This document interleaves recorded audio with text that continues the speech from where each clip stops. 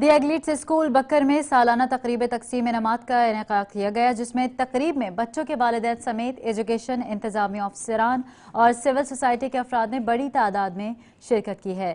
بکر سے رپورٹ کر رہے ہیں سمر ہاشمی۔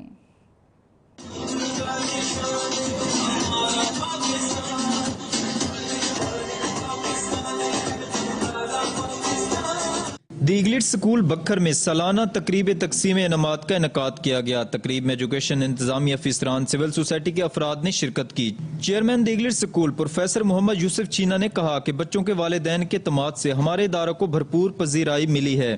نہیں ہے نا امید اقبال اپنی کشتگیروں سے، ذرا گم ہو تو یہ مٹی بہت زرخیز ہے ساقی۔